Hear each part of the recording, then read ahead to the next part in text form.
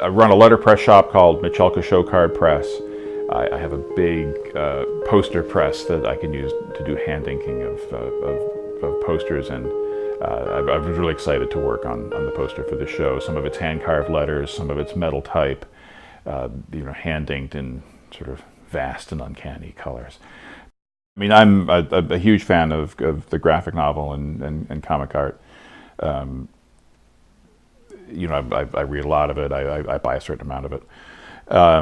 It's an interesting question, actually, how much respect it gets, because it's certainly in certain circles it gets a huge amount of respect. It really has become one of the key art forms of this era, and you really only have to look at like what movies are being made from these days, and mostly it's not novels. Mostly it's graphic novels. I mean, not like a few, like dozens and dozens and dozens coming right now.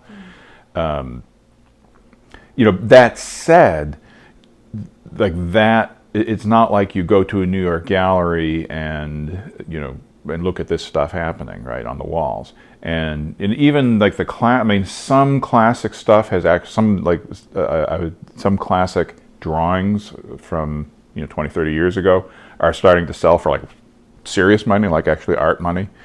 Where before, $5,000, $10,000, $20,000 would have been a lot of money for one of these. And, you're starting to climb into the six figures. So sort of more into the invest art, if you will, category of stuff, which is interesting to me that shift is happening.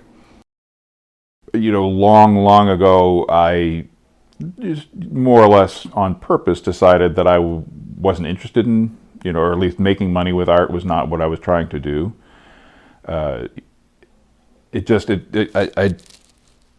For whatever reason, my approach to the artistic practices that I pursue, and there are several of them,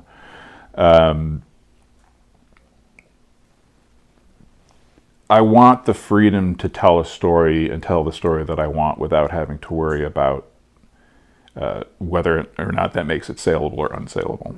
I've done a lot of invented instruments. This is the Harrow behind me. And this is a piece of farm equipment that a sculptor friend of mine had in his studio that I harvested one of to make noise with, replacing an instrument of a very similar nature that I played for many years called the lid, which was a Ringer washing machine lid. Ultimately, I do tend to wrap all of these different practices into larger sort of theatrical storytelling environments, so that are looking at social themes, looking at political themes. Sometimes just playing around in science fiction themes. I'm kind of a sci-fi guy.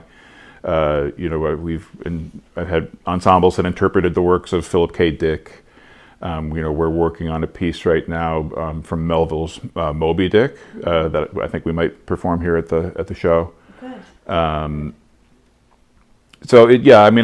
like to think about how narrative is incorporated into the music, and particularly when you're doing this kind of noise, sometimes called or industrial, sometimes called material, which can be kind of off-putting, right? I mean, these have their audiences. The audiences are very often other people making the same kind of music. What I found is that if you put this in the context of a larger theatrical production, people get it.